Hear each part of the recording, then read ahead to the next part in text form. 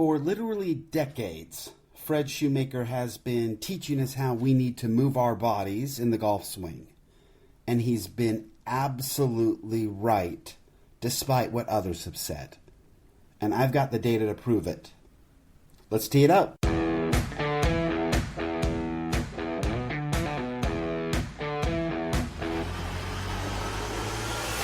Welcome to Data Access Golf, your home for rapid golf improvement. And now, from the thin air of the Rocky Mountains, next on the number one tee, your host, Aaron Stewart. Hey everyone, welcome to another episode of Data Access Golf, the podcast. I come to you again from beautiful Carmel, California, where we are participating in Fred Shoemaker's Extraordinary Golf's Summer of Golf Mastery Kickoff, where I and some of my compatriots who have been doing this for a very long time have gathered again at our annual event to study at the feet of one Fred Shoemaker and his staff. And it's awesome. I mean, we're really glad to be here. And Evan Schiller is participating as one of the coach. Evan has been in the game for a long time. He hits it a freaking ton. But he's played in U.S. Opens and qualified there. He's an excellent coach. Fred obviously is an excellent coach. We've got technology out the wazoo to help us learn. And then each one of us in our own right have become coaches over the years, working with one another and also our own games. So it's honestly a smorgasbord of unbelievable golf learning. And it's awesome. I mean, it's great to be here. And Elliot and I were talking earlier tonight about just how amazing it is that we get this opportunity to hang out with, for 3 days in a row, one of the best minds in golf, and one that's been one of the best minds in golf for a very long time, and so underappreciated in the game that it's ridiculous, honestly, to think of how many people are not taking what Fred Shoemaker has offered over the years and have embraced it and worked with it. We just see so many miserable golfers out there who are doing it the wrong way year after year after year and suffering when golf is meant to be really a fun and beautiful game. And so it's pretty crazy. I've got Fred Shoemaker's book right here, and I know I talk about it a lot, but Extraordinary Golf, The Art of the Possible, is literally the best way you can break into what Fred's been trying to teach us for decades. This book here, I mean, if you just open up the front cover, it was copyrighted in 1996, ladies and gentlemen. I mean, 23 years ago. And I know the person, Thane, who introduced me to Extraordinary Golf and to Fred and Joe and the crew, he started taking lessons from Fred long before that. So, I mean, Fred's been trying to get this to us for a very, very long time. And it's just hysterical to me that there's been so many that have not kind of got on board with this a long time ago. And so, one of the things that Fred talks about, if you look in his book, and you should, go to Amazon right now and buy it. You can't get it on Kindle. You can't get an ebook of it. You need to actually go purchase it, or you can go to extraordinarygolf.com, and they sell it right there. And you should read this book. If you're serious about learning golf the right way, a way that protects your body from getting injured, that generates the most power, the most consistency, and frankly the most enjoyment that you can possibly have in the golf game, then this is the way it needs to be done. And I don't say that lightly. I mean, for a long time, I'll say this, for a long time, those of us that became essentially disciples of Fred Shoemaker and the way he teaches golf did it maybe on faith, because we could see how Fred was helping us get better. And I definitely got better over the years. There's no question about it. But we just believed that Fred knew the right way. And he had videos and things to show us what was possible within our own selves, what we already knew how to do, and that was to propel an object down the fairway in a very athletic, natural motion. And it was very hard for us to believe. And if you turn it then into the book, Extraordinary Golf, and you look on page 64 and start thumbing through it, Fred has presented us essentially all the way through, page 79, different sequences of folks who are, showing us their golf swings. And what's done, and I always talked about it before, but essentially back in the day there, Fred would have us throw a golf club, essentially throw it at a target down the way and record it. And then he'd have us hit a golf ball and we'd record that and we'd compare the two swings, and they are always different. But it was something that we knew that was in us. We knew, and it was a way to kind of break through and get us to understand that our bodies already knew how to swing the golf club perfectly. And I don't take that lightly. The cool thing about it now is that with a lot of these technologies that we've embraced, and I spent some time on the Boditrax today and spent some time with Swingbyte, which I've talked about long before. With all this technology, we have the ability to look and see what's actually going on. And every time we have a piece of technology that takes the knowledge of how the golf swing works forward, it just continues to reinforce everything that Fred has been trying to teach us all these years. And the naysayers out there have come up with a bunch of different ways to do things. And I don't want to start naming names, but there's a lot of guys out there that are teaching very, very bad golf swings. Golf swings that hurt the back, that are unnatural and just really bad for us. And it's not the only, I mean, this has been happening for eons. Everybody comes up with these new ideas, and there's some guys on GolfWorks, GolfWRX.com that are preaching completely false and inaccurate techniques to play golf. Essentially, they're teaching manipulations that you need to do in order to hit a golf ball if your body's not working the right way. And that's a disaster, right? I mean, when you're dealing and trying to create manipulations to create a good golf swing, you're over before you get started. And so everything that Fred's been trying to teach us, they've all been confirmed by technology. And so one of the things I did when we were investigating, and I've talked about this, I haven't talked about this specifically, but the Swingbyte is an instrument that you actually strap on your club, and it's one that I really like to use for swing playing. And there's not all technology is perfect. I mean, the Swingbyte does a lot of things really, really well, and it does other things not very well. But the thing that it does very well is help you see your swing plane.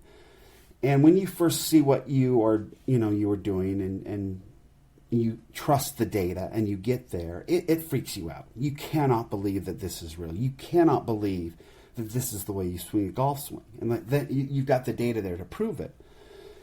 But I took it a step further and talked about it a little bit today with those that we were working with. But I took one of my oldest Swingbytes that was on its last leg, and I knew it was. It had a crack in the housing, and anyway, I took that thing and I strapped it on to a throw club. I actually have a bag of clubs that I'll take out and throw, so I can feel the natural throwing motion. I'll throw a club and then I'll hit a ball. I'll throw an old club and then I'll pick up my club and I'll hit a ball. And I want to get those motions as close together as possible. And so we already know how to do that naturally. We get stuck and we start doing things improperly when we try to hit a golf ball instead of propel something down the fairway. So I strapped this old Swingbyte to a golf club and then duct taped it up, turned it on, duct taped it up. And then went over to a pretty high, it was over on the end of the range, and we've got the edge of the range, and we've got this like tennis court, and we have this area where the grass has gotten pretty long. And I'm like, okay, you have to hit something to register it with the Swingbyte.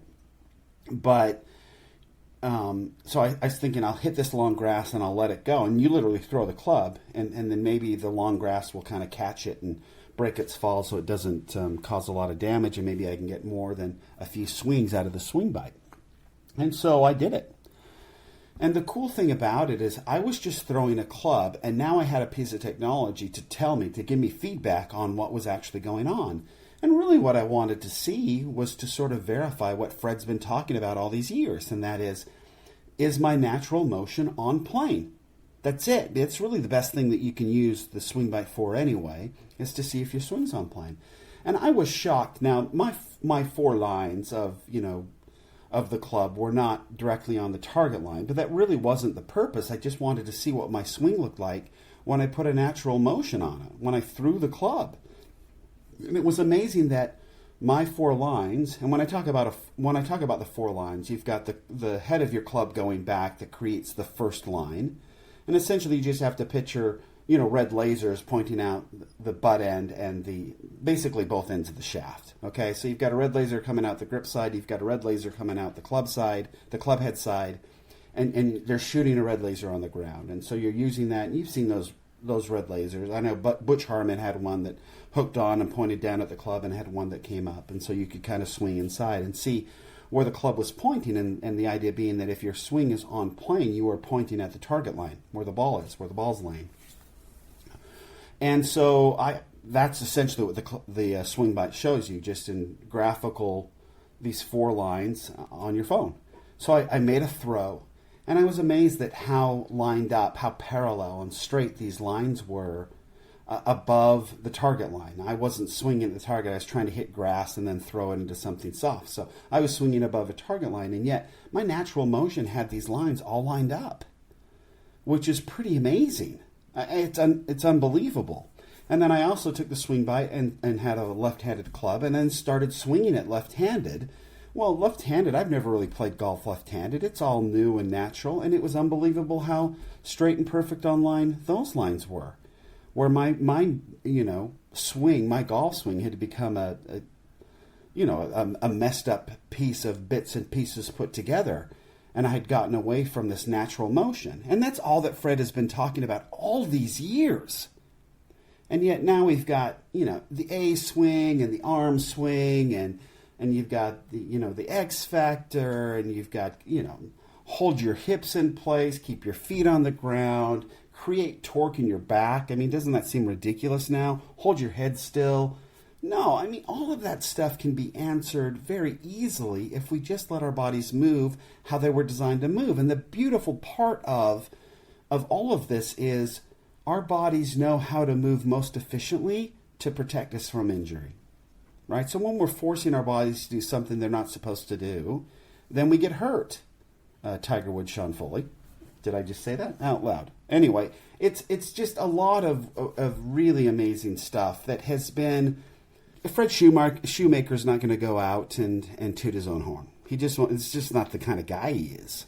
He's a thinker. He's a worker. He's a researcher.